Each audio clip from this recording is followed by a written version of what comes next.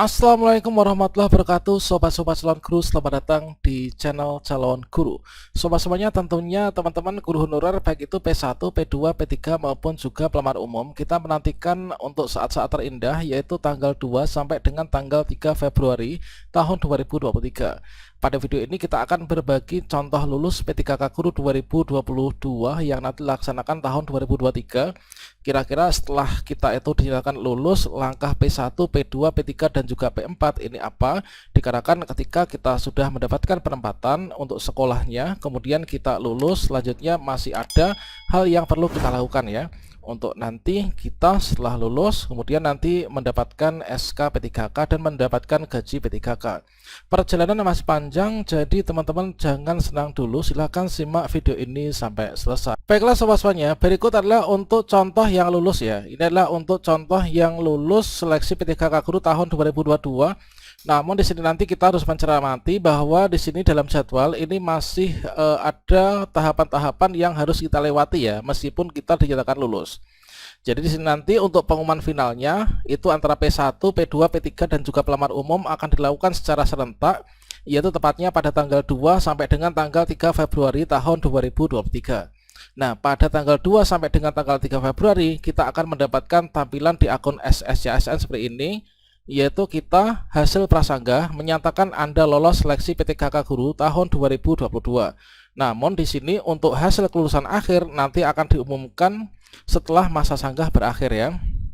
Nah, di sini nanti setelah kita hasil prasangga dinyatakan lulus, di sini kita menunggu yaitu tanggal 3, inilah kita menunggu sampai tanggal 4, kemudian sampai dengan tanggal 6. Kemudian kita menunggu lagi jawab sanggah yaitu sampai dengan tanggal 13 Februari ya.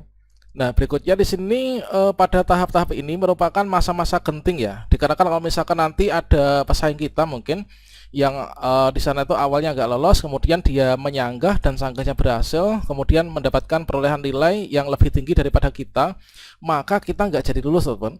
Nah, namun untuk P1 itu dapat dikatakan sangat aman karena P1 diutamakan ya. Jadi P1 yang sudah dapat penempatan dan sudah resume akhir pendaftaran, teman-teman tinggal menunggu. Itu nanti nggak akan ada pesaingnya. Nah, selanjutnya di sini nanti pada bagian pengumuman pasca sanggah ini adalah tahap-tahap yang paling aman.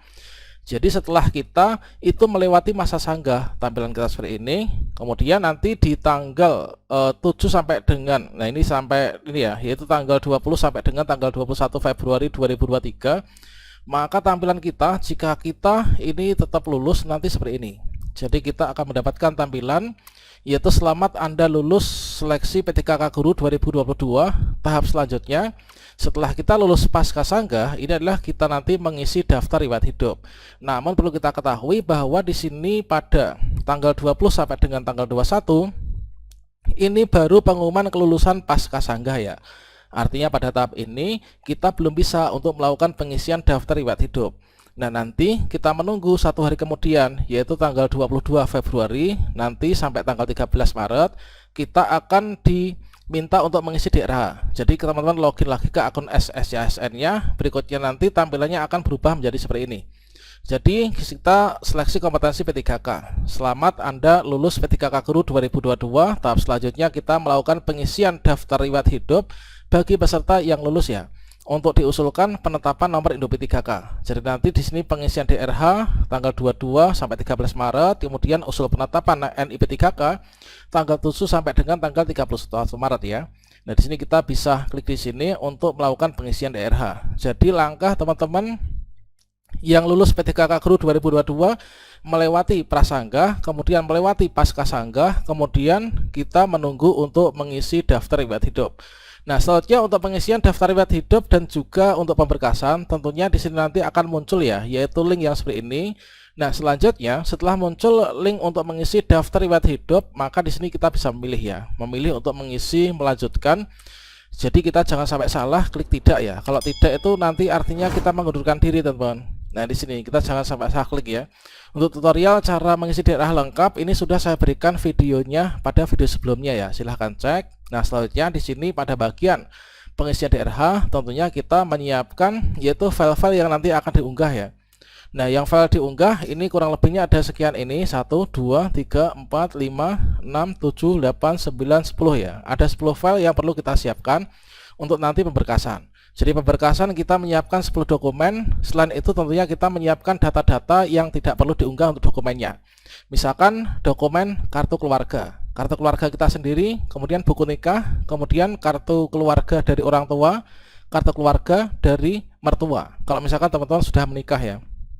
Selanjutnya untuk ijazah jangan lupa untuk dipersiapkan, dan karena kan nanti juga akan diperlukan untuk mengisi DRH, yang menanti DRH nanti kita bisa cetak di sini ya. Kita cetak di sini adalah untuk DRH perorangan kita, kemudian di sini adalah untuk cetak DRH riwayat. Nah, dikarenakan untuk P3K Kru 2022 berbeda dengan tahun sebelumnya, kita sudah disuruh mengisi riwayat.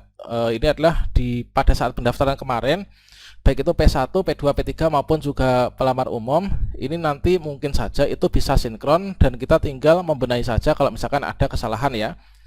Nah, jadi kita siapkan yang pertama ada surat pernyataan 5 poin.